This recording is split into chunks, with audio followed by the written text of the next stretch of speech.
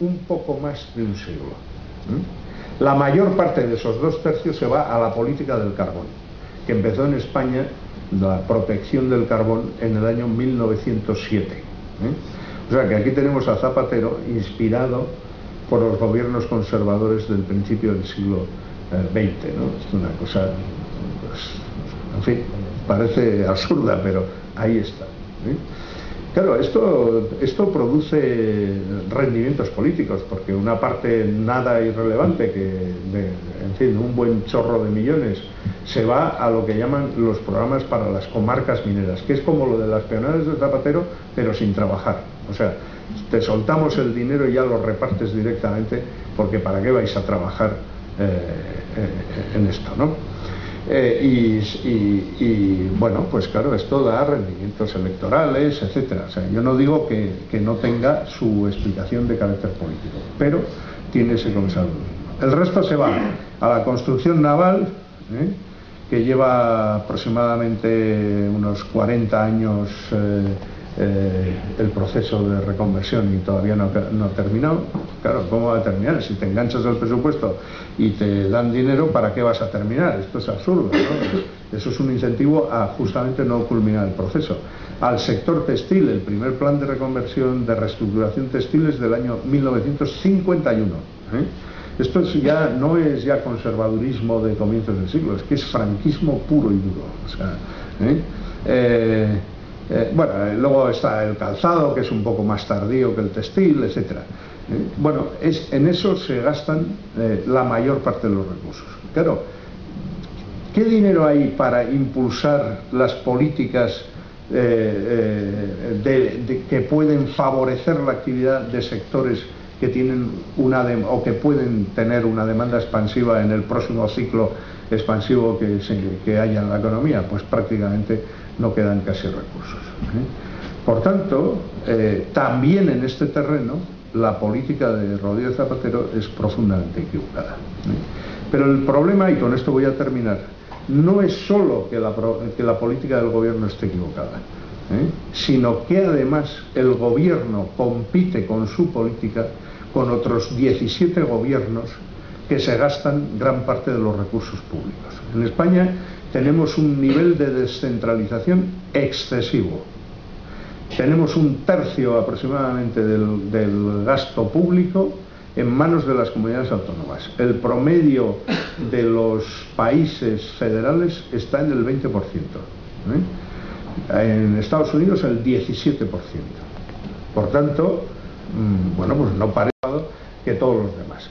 ¿Qué es lo que ocurre cuando ese nivel de descentralización del gasto es tan fuerte? Pues lo que ocurre es el panorama que estamos viendo actualmente. Yo os invito a buscar información sobre qué es lo que han hecho cada uno de los 17 gobiernos autónomos en materia de su política económica con el presupuesto de este año, ¿no? Claro, uno podría pensar, bueno, los del PP habrán hecho una cosa y los del PSOE otra. No, en absoluto. Unos del PSOE han hecho una cosa y otros otra, y los del PP exactamente lo mismo. En un caos completo. Hay políticas fortísimamente expansivas de gasto, alimentadas por la permisividad del gobierno en cuanto a la financiación de los déficits. Hay en cambio otras políticas que son más bien restrictivas. Hay algunas políticas restrictivas que son restrictivas, digamos, de manera absurda, porque restringen la inversión, pero no el gasto corriente, cuando en una situación económica como la actual tendrían que restringir el gasto corriente y no la inversión, etcétera. Uno encuentra de todo, es decir, encuentra la descoordinación más absoluta entre las políticas de las diferentes comunidades autónomas. Y claro, pretender que además un gobierno tan mal orientado como el gobierno de Zapatero, en una situación así, digamos, lleve la conducción de la política económica en la línea correcta, es prácticamente imposible.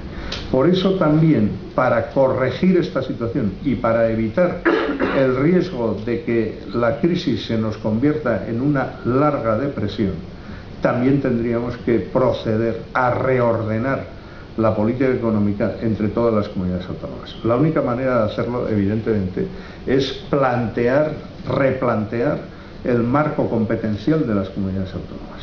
Es decir, tenemos que entrar definitivamente en la revisión de lo que se ha hecho a lo largo del último cuarto de siglo. En realidad no es un cuarto de siglo, son un poco más de 10 años, porque el proceso de descentralización se intensificó con el PP.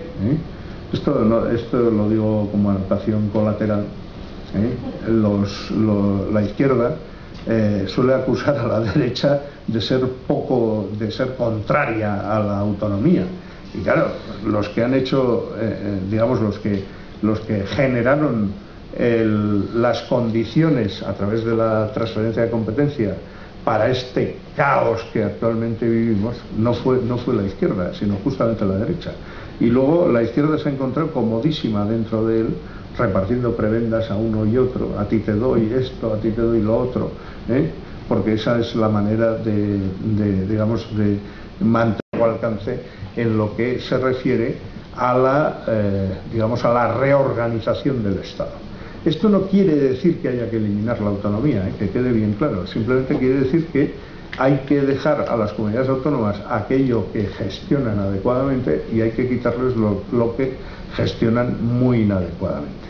O aquellas competencias que están mejor centralizadas que descentralizadas.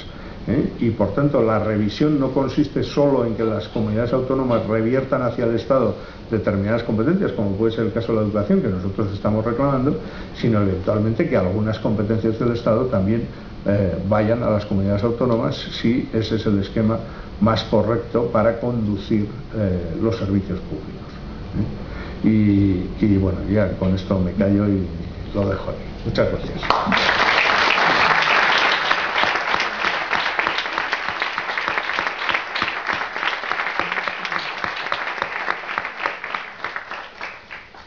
Pues muchísimas gracias.